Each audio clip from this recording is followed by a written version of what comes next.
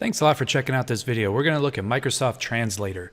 This is a tool that I guess I've known it's been around for a while, but I really haven't explored it to the depths that I should have. And I'm kicking myself now because this is perhaps one of my favorite things that Microsoft has put out in a long time. And I'm a fan of several of their different products. Essentially, you've got access to Translator through any web browser at translate.it or just go to translator.microsoft.com. You also have the option to get this on any Android or Apple product. And I'm going to click on this Translator app here in my phone and go back here just 1 second to get you back to what the main screen is. So this is what it's going to look like. And then here on the web, on the left side, we can either join a conversation or we can start a conversation. I'm going to go ahead and start one. It's going to prompt me to log in with either Google, Microsoft, or a Facebook account. And so now that I'm logged in here through my Microsoft account, I'm ready to go.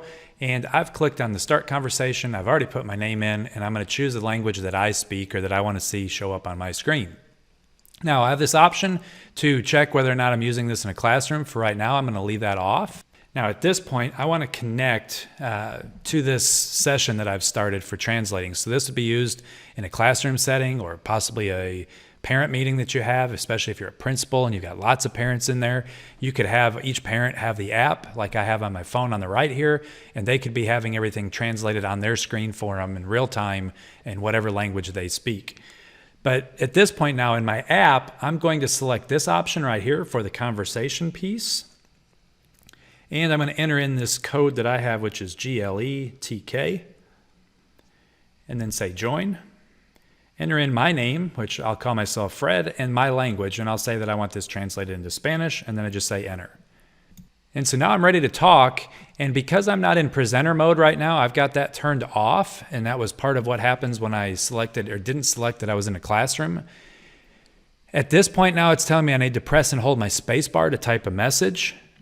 So if I do that, now you can see as I'm holding down my space bar that this is recording my voice. And there on the right, you can see the translation that it's giving for Fred in Spanish. Now, it's been a long time since I've taken Spanish, so I don't totally know if that's accurate. But I will say this, the English side of it looks really accurate, and I think that's pretty impressive in itself.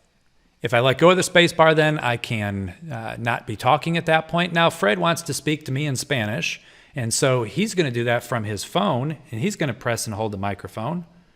Vamos a la playa. Didn't do too well there. It says we're going to fail. Vamos a la playa. There we go. That one got a little bit better when I spoke a little bit slower or more, pronounced my words a little bit better. So let's go to the beach. So again, this gives you an idea of how this could be used with a voice or basically a voice input for a conversation. At any given time, I can turn on presenter mode. And when I do, you notice now my microphone is lit up and I do not have to hold anything down. So at this point now, it's basically a hands-free option. And if I was doing some sort of presentation or lecture, this would be an option that I would probably want to pick so that I'm not having to be locked into my keyboard. You notice that the punctuation is lacking. So that is another piece of it that you want to consider. We're going to turn off presenter mode now. All right, now we're going to take a look at just what's available within the phone app. Again, I'm on an Android phone with this one.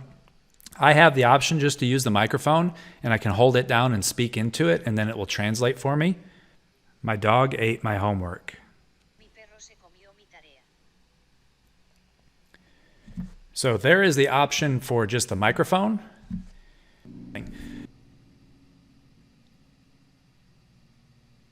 The other option is to take a picture of something and let it translate it. So here I have a little manual for some technology stuff that we have, and let's take a picture of it.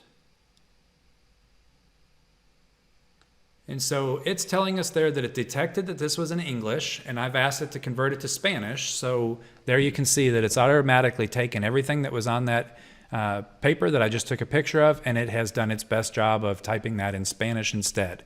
So that is the features that you're going to find within the Microsoft Translator app. I hope to hear how you guys are using it, whether it be in class or some other way. Thanks a lot for watching.